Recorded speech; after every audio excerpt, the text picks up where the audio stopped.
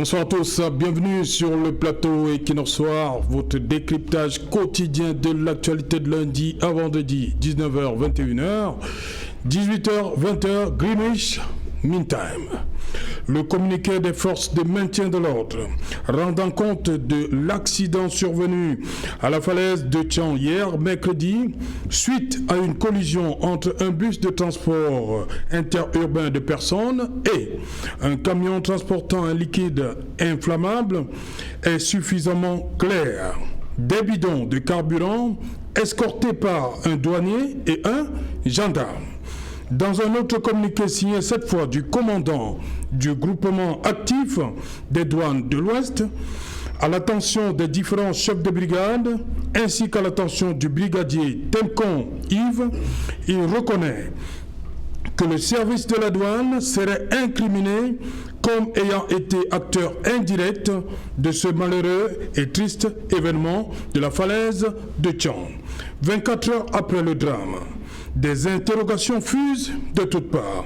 Comment un camion transportant un liquide inflammable, d'après le communiqué du ministre des Transports, a pu passer le contrôle mixte gendarmerie, police, eaux et forêts, douane au sommet de la falaise?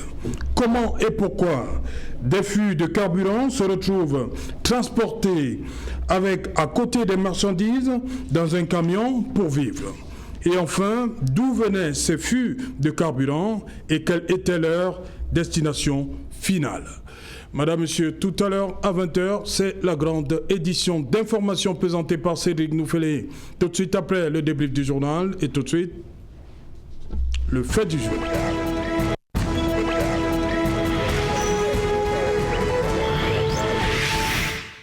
Drame de Tchang, après l'émotion, ces questions de fond. Pour tenter de trouver des réponses, nous avons invité à plateau le docteur Macantonia Kumbon.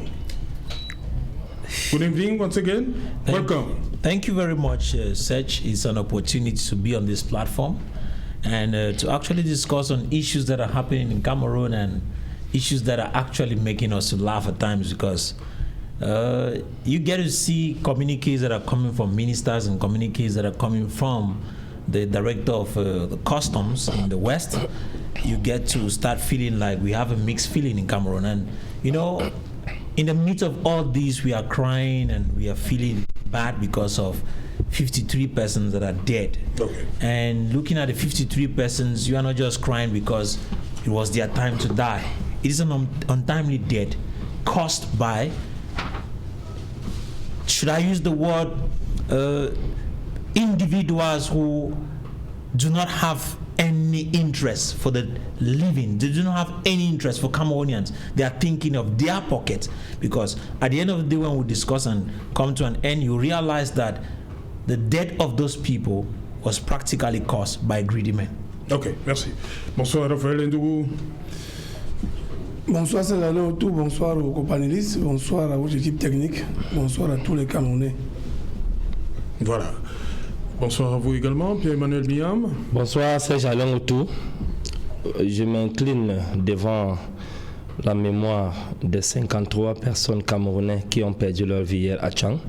Et je joins ma voix à celle du mouvement pour la renaissance du Cameroun pour exprimer nos condoléances à toutes les familles éprouvées qui ont perdu les leurs dans ce drame-là. Et également, je profite de l'occasion pour saluer tous les prisonniers politiques du MRC et en l'occurrence le vice-président Mamadou Mouta. Moi je vais poser, je vais rentrer par le Cameroun depuis le 16 janvier. Nous accueillons chez nous le Chan. Mais comment comprendre que hier à 3h du matin, 53 Camerounais soient passés de vie à trépas? Qu'il n'y ait pas eu une minute de silence hier pour les matchs qui se sont joués chez nous. Comment comprendre ça? Oui, allez-y. Vous savez, on dit souvent... On a souvent vu comment ça se passe chez les autres. On dit souvent que le... Qu'est-ce qui se passe au Cameroun? Pourquoi il n'y a pas eu de minute de silence hier au cours des matchs qui se sont joués? Pourquoi? On dit souvent que le poisson pourrit par la tête. Le président Paul Biya et son régime ont atteint un niveau où la vie est banalisée dans notre pays. La vie humaine n'a plus de valeur. Voilà pourquoi, en temps normal, dans des pays normaux, où les gens sont encore réfléchis, on ne peut pas avoir un tel drame. 53 morts, décès, sans qu'il n'y ait eu une sortie officielle de celui qui est en train de diriger le pays depuis 2018, qu'ils ont tordu le cou aux résultats qui étaient favorables au président élu Maurice Kamto. Mais néanmoins, c'est lui qui est là et qu'avec 53 morts, il n'arrive pas à faire une sortie.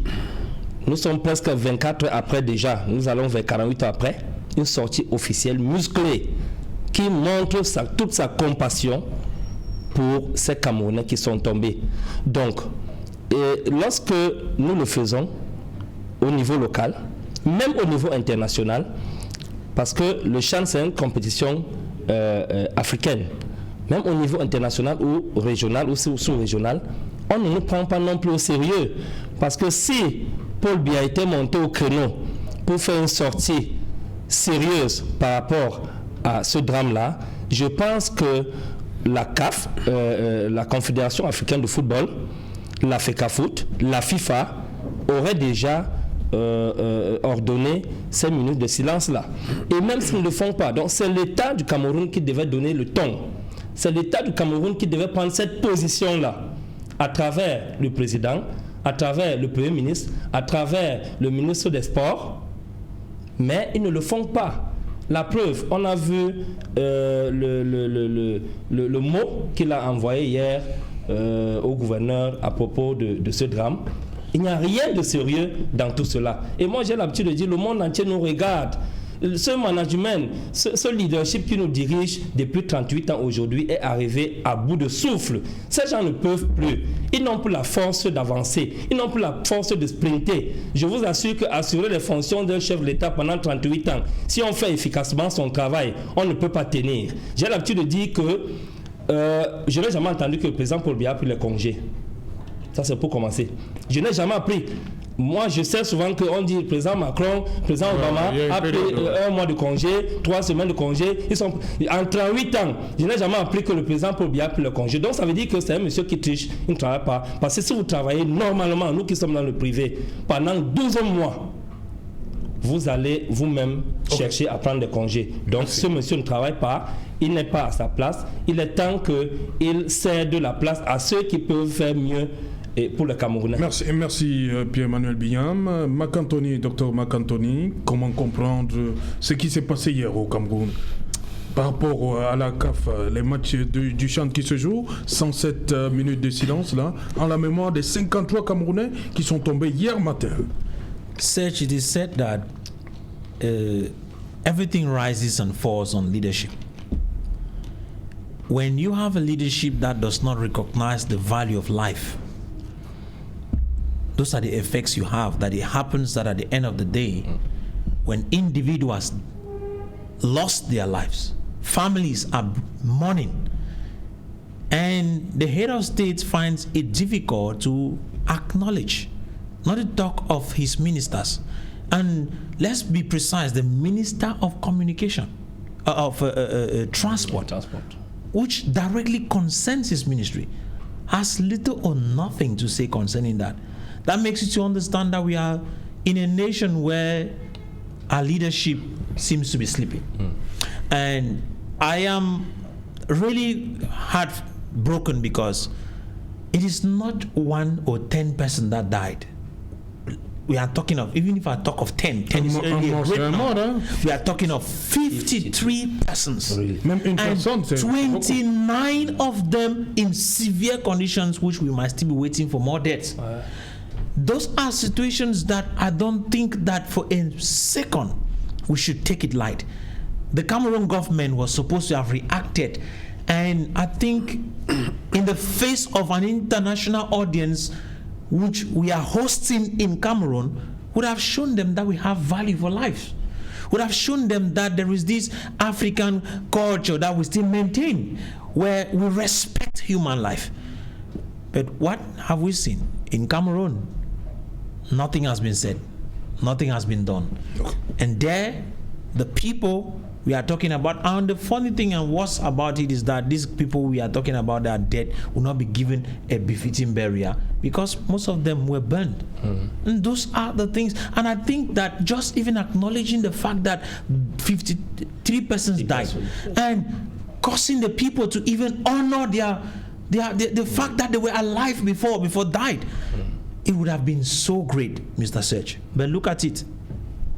In Cameroon, nothing happened. Voilà, justement, je termine avec vous, Raphaël Edougou, face à cette situation. On a vu comment ça se passe ailleurs. Hein. C'est-à-dire, pour un drame, il y a quand même si c'est un match de football, on rend hommage à ceux qui sont partis. 53 personnes, c'est comme s'il n'y avait rien eu. Il faut répondre à cette question, mais éviter qu'on prenne à gauche et à droite, sinon on va pas se faire comprendre. Oui, moi je reste sur la CAF qui n'a pas, oui. Je ne sais même pas si c'est la CAF qui doit pouvoir décider comme ça, alors qu'ils sont sur un terrain camerounais. Oui.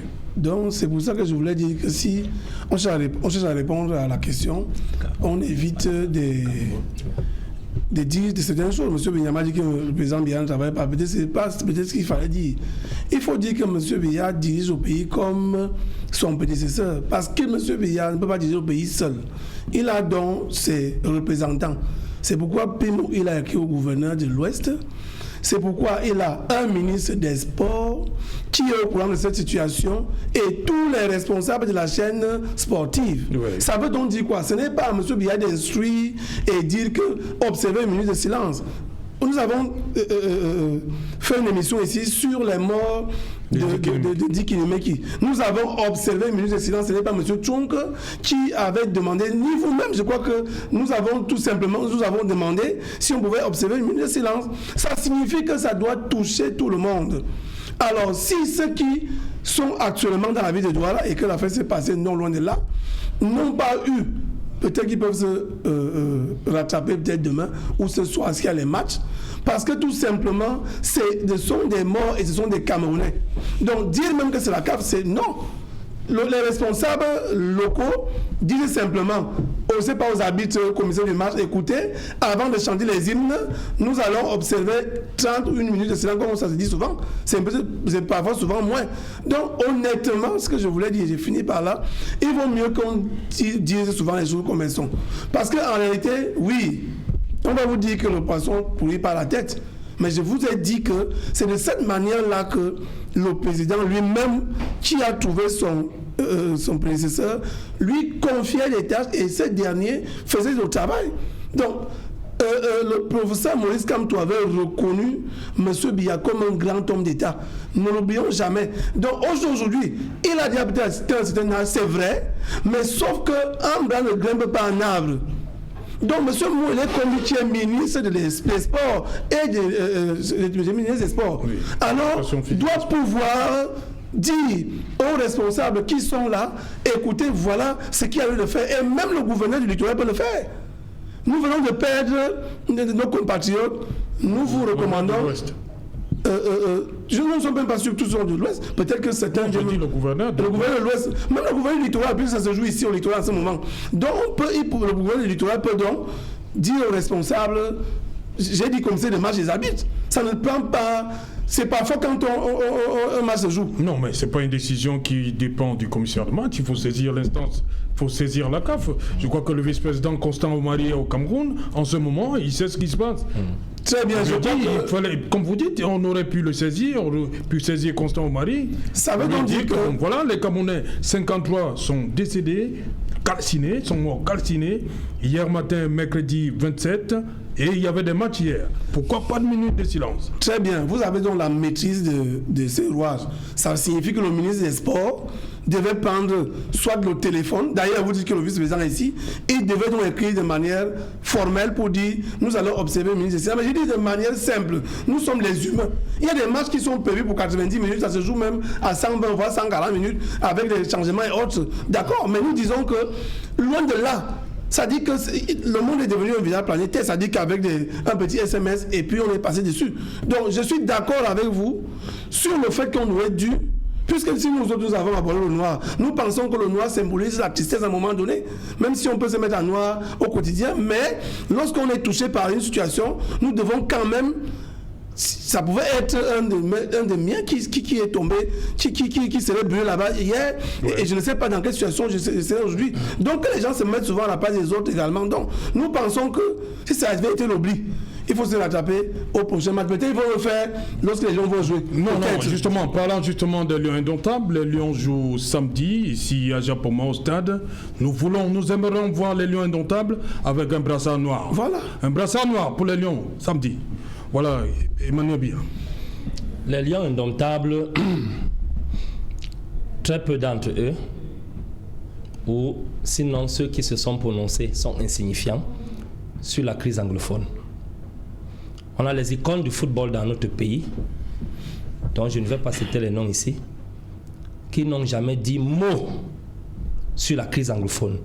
Des figures emblématiques du football camerounais. Il y a des dizaines de milliers de morts. Ils ne sont jamais prononcés pour dire stop à cette sale guerre. Vous pensez que c'est sur 53 morts qui vont se prononcer? Ils sont ici. Ces icônes du football sont au Cameroun actuellement. Depuis que le drame s'est produit hier, quelle est leur position? Qu'est-ce qu'ils ont fait? Quelle est leur sortie? Ils se pavanent par-ci, par-là, tout le monde voit. Moi, ce qui me choque, c'est le niveau de déshumanisation dans lequel le régime de Paul Biya a plongé le peuple camerounais. Tellement ils sont habitués à des milliers de morts que le chiffre 53, vie ôtée, ne représente rien pour eux.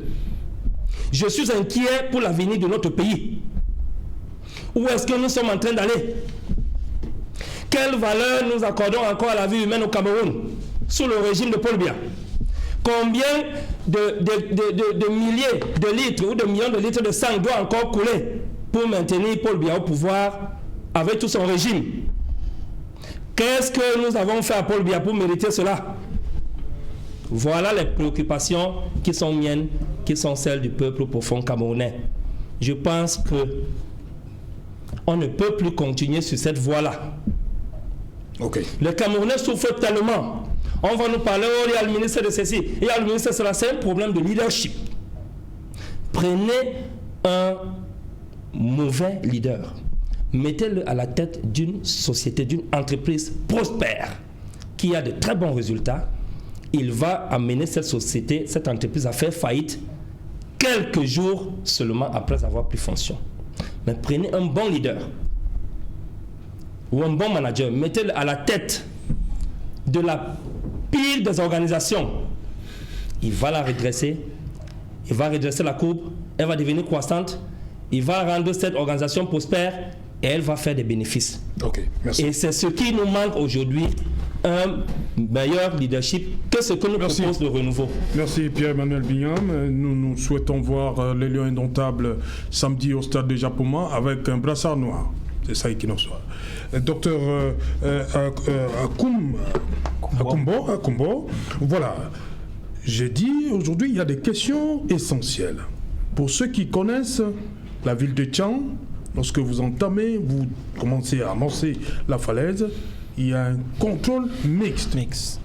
Comment comprendre donc que cette cargaison, ce camion-là, et puis, même comme on nous dit que c'était escorté par un douanier et un gendarme, selon le communiqué des forces de maintien de l'ordre. You know, Mr. Sech, I had a problem trying to get to comprehend the fact that this particular lorry was carrying fuel and goods. And this fuel was in gallons, like water.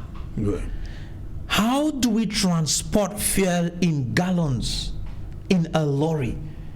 Where do you see that? That is a strange happening. But here in Cameroon, we could see fuel transported from Chang. I don't know where. Let me just call Chang because it left Chang, but I don't know where it came from. I don't know where it actually came from, but it bypassed this town of Chang and coming down that hill, you cannot bypass Nchang when there is not just you call a mixed patrol, mixed control. You have gendarme, you have even the military on the road, you have the police on the road. And the bypass all that, not to forget there's custom. Yes, so the bypass all that, then just to come hit a car that is leaving Douala to Chang. But let me explain something to you. That could not have happened if that particular car, you just mentioned it, there's a communique that proved that there was a gendarme officer and a custom officer accompanying that particular lorry. One thing I know about Cameroon is this, and when it comes to the custom has two different means through which it could accompany that particular lorry. First, it should be goods that have come in through the seaport and that needs to go somewhere. A custom official could be given to actually transport it to where it is going to. But that is not the case. That particular situation happens that this fuel was coming from the hinterland into the coastal regions. The second scenario could be this. It could be contraband goods that the custom have actually seen and taken control of and is escorting it to their headquarters or maybe to their office to actually confiscate it. But look at it. If you look at it critically, it is not the case. Why? He was coming out of the west. He was entering into Littoral, which implies that he was going out of his original site. That makes it an impossible situation where we cannot claim that he was escorting it for confiscation. Then there is just one case scenario. If he was not taking it to a safe position, then he was not taking it for confiscation, then where was he taking it to? You can only say one thing. He was surely carrying it to the market. Second issue, you had a gendarme officer accompanying it so that they can bypass all the controls that are on the way. Mr. Search, when I looked at the entire scenario, there was just one conclusion I made. That fuel, because some people claim that it was contraband fuel. No, that's not contraband fuel. Why? Contraband. I say so because naturally, if contraband fuel is supposed to enter into Cameroon, it's supposed to enter from the sea. And if it's supposed to enter from the land, it can only enter through Nigeria, through Bamenda or from Manfe. But you and I will know that at this particular moment, the borders, I should use the word, are practically closed up because there is military everywhere. So there is no possibility for contraband fuel to enter through the borders of Bamenda from Manfe, from Nkambe down up to Manfe in the southwest. Military is everywhere. And so we closed that chapter. It is not contraband fuel coming from those areas. It should be coming from the sea. But you and I will know very well that fuel was coming from up to the south. So if it is coming from the west to the littoral region, then where is it coming from? I have one conclusion to give. That is fuel that has been stolen from, I should use the word because there is an easy position where you can get fuel, and if it is accompanied by gendarme, it should be coming from one of the military barracks. Because that is where you can easily have fuel bonds that could be transported easily. And this fuel had been stolen, and in one way or the other, they might have mixed some chemicals in it or some stuff in it to make it look like it is fungi, as we call it in English. so that they can bring it to the littoral or to the coastal region, because we can start selling even from along the borders, from there coming down right down to even littoral. So when we look at it, you discover that it was for the market, and it left somewhere where there was fuel, and that fuel is fuel that the nation has solely given to either, I said, the military camp, or you could call it any official state, a state body. It is coming from such places. And if it was transported by a gendarme officer, it was because the intent was that it should have a escorté par un gendarme et un douanier. So that it should have a free access to the market. But unfortunately for them, so that there's this statement that there is 99 days for the thief and there's 1 day for the owner. Voilà. So it all happened that on their way they met an accident. And when I listened to the minister's communique saying that it might the main cause of that accident was because of night travels, I got angry. Because a minister should not make such communiques without proper investigations. Some people said it was because of brake failure. I asked the question, if that car got burnt, in the midst of it, even till now you cannot touch that car because there is still fire on it. How did they get to know it was brake failure? Which mechanism did they use to identify it as brake failure? Or is it now like lorries are having a black box, like a plane, where you can remove the black box and the black box? Mais le chauffeur du camion s'est exprimé, hein, il est à l'hôpital, il s'est exprimé, il a dit que le chauffeur de l'autre côté, la camionnette, est venu le retrouver de son côté. He came and met him, but does not le percuter, quoi. Yes, but that does not say that it was failure of brakes. Brake. So that is a wrong statement. So when you look at all these, Mr. Search, you have one conclusion. We have persons who have been placed in positions of leadership in the nation, who are supposed to be protecting people. They have become thieves. Okay. We have criminals who are working with us. And so you have to start asking questions. These custom officers and these gendarme officers, who are they and what are they out for? Are they struggling to burn down this nation? Or are they struggling to make us believe that there is no possibility of seeing good in Cameroon? Ok. Raphaël Ndougou, il y a ce problème des contrôles routiers. Pour ceux qui connaissent la falaise, savent que ce n'est pas facile, c'est un contrôle mixte au sommet de la falaise. Comment ils ont pu, hein, et comme le communiqué le dit, le camion était escorté par un gendarme et un douanier. Écoutez, je crois que ici, donc, voici les problèmes réels. Voici les problèmes réels. À un moment donné, on peut pouvoir laisser le père de la nation qui a déjà travaillé pendant des années et nous concentrer sur des faits comme ceci. Première question, le compagnie vient de parler ça tout à l'heure. Quel est le mode de transport du carburant dans des camions? Est-ce que c'est dans les bidons? Réponse non. Ce sont des camions appropriés qui transportent le carburant. Camion citerne. Deuxième préoccupation, on dit qu'à bord il y avait un gendarme et un douanier. Non, pas à bord, ils escortaient. C'était devant. Escorté, très bien. Ouais, on ne sait pas si. Ça veut dire qu'il y a des complicités. Il y a des complicités. Le problème de contrôle routier, vous le voilà.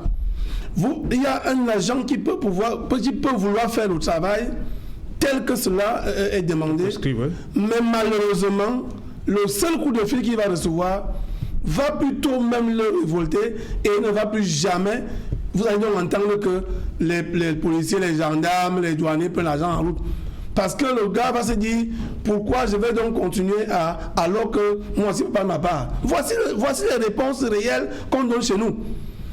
Est-ce que vous pouvez imaginer le degré ou alors les personnalités qui sont impliquées dans les affaires de carburant? Sinon, pourquoi le phénomène du zoazoa, comme on appelle souvent dans le quartier. Pourquoi il prospère? Pourquoi est-ce que chaque fois, vous voyez qu'on est venu casser, vous voyez qu'on est venu détruire, parfois on a arrêté les vendeurs. Le lendemain? Alors que le lendemain, vous allez voir les voitures et les motos là, pour consommer. Et maintenant, c'est récurrent même dans les grandes villes comme celle-ci, comme Douala. Moi, parfois, je circule du côté de ce qu'on appelle vulgairement Carrefour Agip. Vous voyez quelqu'un qui passe derrière un camion citerne en circulation pour recueillir le carburant. Alors, est-ce qu'à ce niveau, on ne va pas trouver les solutions idoines pour éviter ça? Les solutions, ce n'est pas en route, ce n'est pas le contrôle routier, ce n'est même pas le gendarme ou le douanier qui est escorté. Mais je voulais vous dire qu'il faut trouver, il faut aller à la base. C'est comme par exemple la contrefaçon et même la contrebande dont on parle ce soir. C'est-à-dire que si vous n'allez pas à la source, vous ne pouvez pas gérer le problème. Vous allez prendre tout simplement, mais la machine continue à tourner. Non, écoutez, à un moment donné, si nous avons encore l'amour pour ce pays, même si l'engin, c'est-à-dire le camion n'était pas en bon état, mais la charge. Et qu'est-ce qui a fait en sorte que les camionneurs brûlent? Parce que justement le transport dans les bidons a fait que les bidons se sont donc roulés comme c'est la falaise. Et les résultat des courses, partout où le camion a touché, c'était le feu. Donc ils étaient encerclés dans le feu. Ne serait-ce qu'à ce niveau-là, nous devons quand même dire. Parce que vous avez suivi, vous avez lu un communiqué là où on convoque oui, le chef de brigade. Le chef de brigade et tout ça. On peut lire là? Si vous voulez bien. Voilà, le commandant du groupement actif des douanes de l'Ouest, le chef de brigade mobile de Fumban Magba, le chef de brigade mobile de Tchan, le chef de brigade mobile de Mbouda, le chef de brigade mobile de Bafoussam 1er, le chef de brigade mobile de Bafoussam 2e et 3e, et le brigadier Tiemkon Yves. Très bien. Ça veut donc dire que le responsable du terrain de la douane cherche à prendre les responsabilités. On parle aussi de la présence d'un gendarme. Est-ce qu'il n'y a pas la possibilité que celui de la gendarmerie fasse la même chose? Pour faire la synthèse, pour s'asseoir et dire, oui, les gens sont déjà morts. Maintenant, qu'est-ce qui s'est passé? Qui vous a envoyé avec ce carburant que vous avez escorté? Il sortait d'où et il allait où? Et dans les conditions que vous avez accepté escorter, est-ce que c'est simplement parce qu'un chef vous a dit faites ceci et vous le faites au détriment ou alors au contraire de l'éthique, de la déontologie de votre métier? On conteste les ordres là-bas dans la rue? C'est lui qui vous a dit qu'on ne conteste pas les ordres. Non, je pose une question. Moi, je vous dis donc qu'à un moment donné, lorsque vous êtes un homme en tenue, ce n'est pas parce que le chef vous dit tirer. Vous devez vous rassurer que quand je tire là, parce que c'est vous qui prenez à vos dépenses si vous tirez n'importe comment. C'est la même chose. Parce que quand vous escortez le carburant, nous avons souvent vu les carburants militaires escortés. Ils sont en mission. Ça veut donc dire quoi? Ça veut dire que lorsqu'on vous met dans ces conditions, vous devez avoir un document qui vous couvre. Si certains ne sont pas courants, il faut qu'ils le sachent. Parce que de toutes les façons, nous savons que le chef peut vous envoyer, vous voulez faire les salamandres au chef, si vous voulez faire les gentils au chef, mais lorsque ça se retourne, le chef ne vous reconnaît plus. Donc je pense que ces problèmes-là sont réels. Et c'est pour ça que j'ai commencé par dire, c'est facile de dire que le président Biya, il ne peut pas être partout. Le président Biya, c'est la racine, et l'arbre grimpe, et l'arbre les branches. D'où vient-il donc que chaque branche a son rôle? Là maintenant où nous parlons, nous disons que même dans les grandes villes, on vend les oiseaux. Ça veut donc dire qu'il faut trouver la provenance du oiseau, donc le carburant frelaté. Il faut trouver la provenance. Il faut trouver les responsables au niveau de la base de ce carburant-là. Parce que de toutes les façons, je ne suis pas sûr que la Sonara ou bien même la Sonara ne se retrouve pas à Tchang.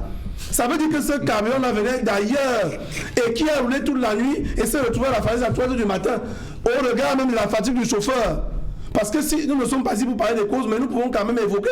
On regarde la fatigue du chauffeur, peut-être que... Docteur Macantoni, lui, l'Assemblée balaye du revers de la main l'hypothèse des freins qui auraient, le système de freinage qui serait des fois, qui aurait lâché, quoi. Non, on ne peut pas balayer de revers de la main, parce que ce que le chauffeur de l'agence de voyage a dit, j'ai bien suivi sur Equinox TV justement, le chauffeur dit que lui monter, d'ailleurs tout le monde sait que la falaise, vous pouvez pas aller à vive allure. C'est celui qui descend lorsqu'il a un problème, qui a peut-être évité d'aller tomber en profondeur là-bas, et aller percuter le bus.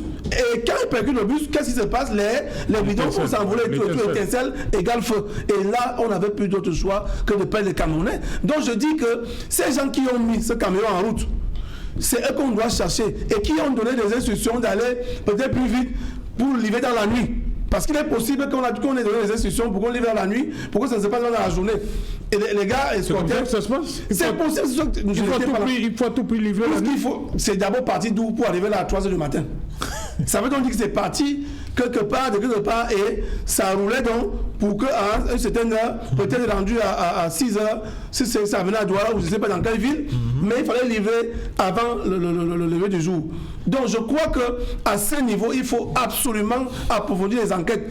Il ne faut pas que ce soit les enquêtes comme les autres enquêtes qu'on connaît, parce que quand même, les Camerounais meurent et depuis le début de l'année, je crois que nous sommes déjà à des centaines de morts. Oui. Non seulement sur nos routes, mais ailleurs, il faut vraiment que cela s'arrête parce que de toutes les façons, nous attendons donc les conclusions de cet incident-ci. Bien, Mané, bien.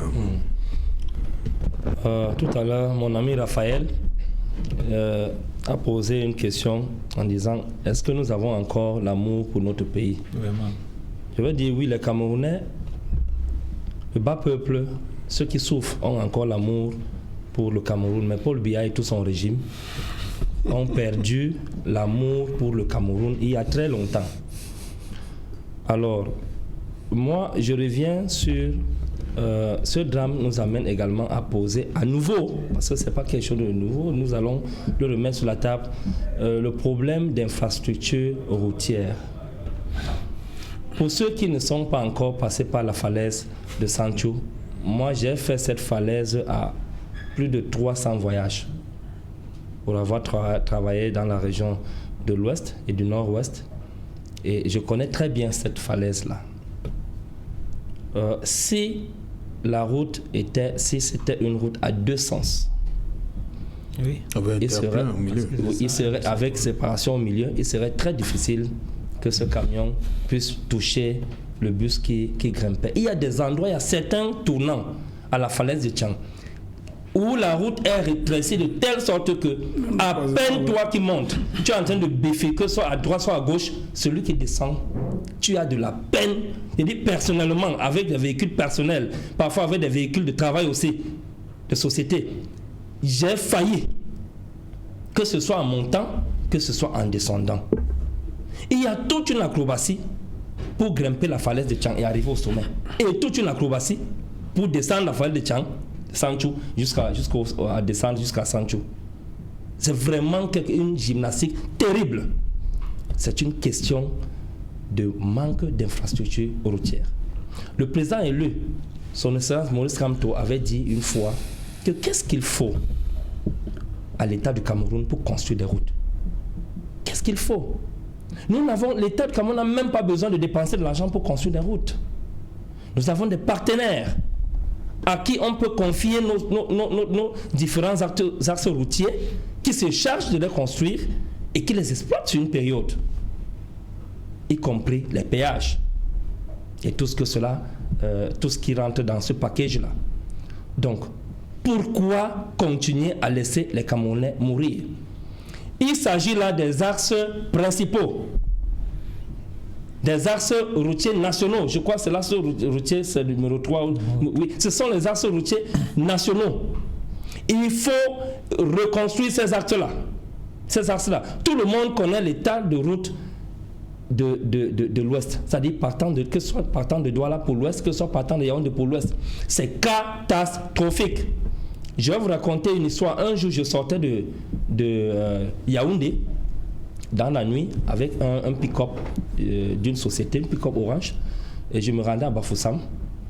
Et je suis quitté en journée parce que je ne roulais pas vite. Je suis quitté vers 16h et puis je suis arrivé au niveau de Banganté vers pratiquement 19h30. Quelque chose de terrible m'est arrivé. Pendant que je venais, les gendarmes ont placé le contrôle routier devant un dodan, oui, devant. Ils ont placé le contrôle routier. Alors, et vous amenez à vous arrêter. Et lorsque j'arrive, il n'y a pas de panneau de signalisation. Lorsque j'arrive, le gendarme braque une torche vraiment puissante sur moi parce que moi j'utilisais les phares de croisement. Je ne voulais pas utiliser les pleins phares, j'utilisais les phares de croisement parce que j'ai vu le poste contrôle. Il braque ça sur moi. Il braque sur moi, je percute sur le dos d'âne. Je plane, je m'arrête à côté. Le bon monsieur ne prend même pas la peine de me demander si je vais bien, parce que je venais de faire là un accident. Ce qui l'intéresse, c'est qu'il fallait que je lui donne quelque chose. Et quand tu constates que c'est la voiture de la société, il ne me gérait plus. Il a continué à siffler les camions, les transporteurs en commun, puisque c'est là-bas qu'il doit prendre 1 000 francs et 2 000 francs. Il y a un problème. Il faut reconstruire nos routes. Il faut reconstruire nos routes, les rendre adaptées selon les normes, ne serait-ce que sous-régionales. La Guinée équatoriale a de très bonnes routes. Le Gabon a de très bonnes routes. Même le Tchad aujourd'hui a de bonnes routes. Qu'est-ce qui manque au Cameroun pour avoir des routes adaptées et limiter le nombre de morts? C'est une question de manque de volonté politique. Je reviens sur ça. On a l'impression que le pouvoir, le président Paul Biya, se nourrit du sang. Non, on ne va pas dire ça. Oui, bon, je m'excuse, bon, disons que... Mais on a l'impression qu'ils aiment quand le sang coule beaucoup. Pourquoi cela?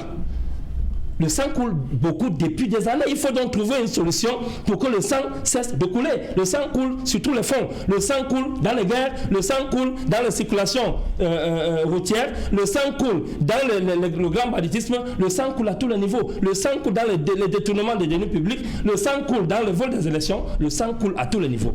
Il faut arrêter l'hémorragie. Il faut arrêter l'hémorragie à un moment donné. Voilà, merci Pierre-Emmanuel Bignam. Je vous rappelle, restons très courtois. Et qu'il en soit, c'est une émission républicaine. Je vous en prie, restons très courtois. C'est le président de la République. Bon, docteur Akumbo, voilà, passé. Vous avez dit que la provenance, vous avez essayé d'établir, ça ne vient pas de la mer, mais... Il y a quand même un phénomène, lorsque vous partez vous êtes arrivé en bas à Melan, de Melan jusqu'à, je crois, Beaumont, on voit le carburant qui se vend comme ça au même titre que les marchandises. Au vu et au su de tout le monde. That's the issue. Je crois qu'à un moment, on a arrêté avec le phénomène de zoa-zoa, mais comment aujourd'hui on vend le carburant comme ça et rien n'est fait? Pourquoi les autorités laissent faire? Monsieur Serge, on n'a vraiment jamais arrêté ça. Comment ça? Oui. On a arrêté à un moment, non? Tu penses qu'on avait arrêté, oui. Mais on n'a jamais arrêté. Parce que c'est toujours là. Why am I saying this? It is a business it is a chain business. Oui. It is having a hierarchy that starts from top right to bottom. And so, in a particular moment... C'est comme les CD qu'on vend là aussi. I tell you. So, it seems as if at a particular moment, they saw that the thing was getting the kind, they said, let's relax it. But relaxing it does not mean it was not still entering the country. But I'm making a difference. What happened in La Falaise Nchang is different from Zoa-Zoa. I am saying this so that we should know it.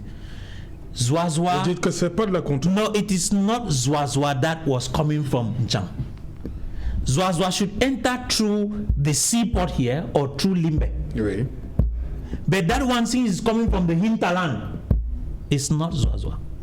That is not contraband fuel. That is fuel that is sold and distributed in the land of Cameroon that has been siphoned and is being carried to be sold in a black market.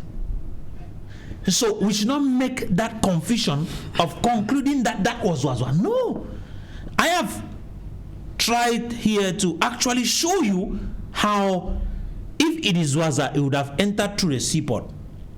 And if in case we saw it leaving the seaport or maybe from in Douala, going up, we would have said no, it is Zoa-Zoa that is being transported. Mm-hmm. But this one is coming from the hinterlands. It is coming from the hinterlands. And you have spoken, and I'm looking at the situation that is happening in Cameroon. If you enter Douala, I mean, every street in Douala, there is Zoa-Zoa that is being sold somewhere. I mean, everywhere. Pas en cachette, hein? No, why hide it? Because they know they are paying. Ah, ils payent pour faire ça. Hein? It is but normal that you will see a policeman will come with an state car, with a state official car, drop, collect his and go. And the young man remains there to sell. The worst one is in Bonaberry. Où ça, Bonabéry? It is all over Bonabéry. When you, let me direct you, if you go to Chateau, there are about 4 of them around Chateau. Why is it there? Let's just move this particular street here. When you leave from Dokoti, yeah, you have just spoken well. No, let's use from Dokoti to Carrefour Agip? Ferrouche Bessengue, oui. You bypass many of them on the road. It is not because they are hidden. Ils font la concurrence aux stations-service. Open air. Yeah. Everybody sees these people. The police, the gendarme, the military, they pass there and see them. You know, the other time I saw gallons of fuel seized from some guys. And I asked the question, these ones have been seized. What about the ones that are happening right in the city of Douala? Why are they not coming to seize them also? It is just normal. I have entered a car from the southwest. I mean, a small transport car. It's not supposed to be a transport car. It's supposed to be a personal car. From southwest to Littoral, to Douala. I scented fuel. Then later on I understood that there were gallons of fuel behind. Question: how did they leave southwest and enter Littoral? Let me tell you how it happened, because I was an eyewitness. The moment they come, those guys already know. I mean, the military already know those cars that are transporting fuel. As they come there, they blow, pia!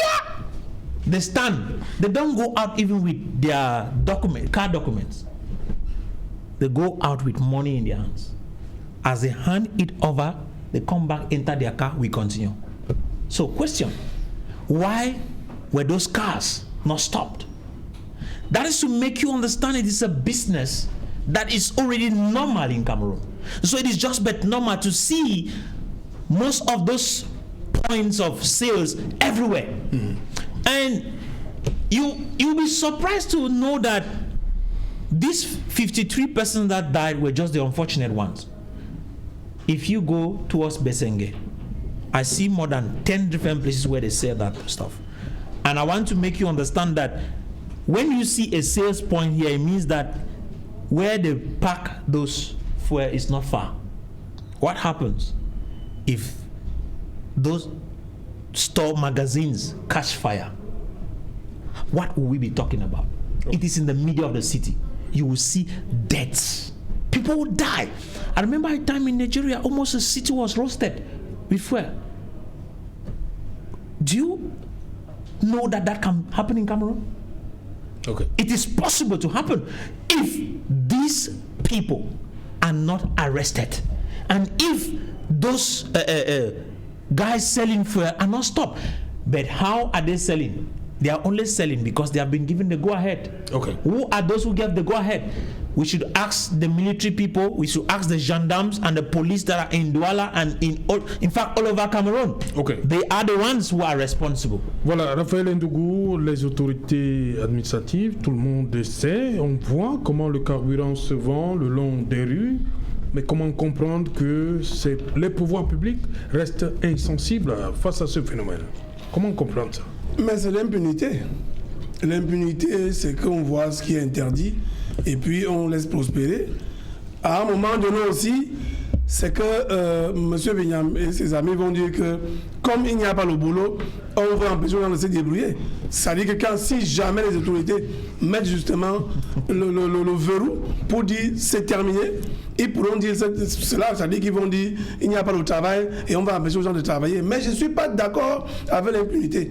Pour la simple raison que si monsieur Akumbo dit que le carburant là vient d'Italie, donc c'est un bon carburant, d'accord. Maintenant, ça peut mettre dans le marché noir. On trouve donc des mécanismes appropriés, donc prendre des camions citernes appropriés pour tout simplement essayer de transporter ce carburant en bonne et due forme, au lieu de laisser les gens mourir dans ces conditions. Merci Raphaël Ndougou. On revient après le journal parce que dans un instant ce sera dans le 20h. Mais avant cela, une page de pub.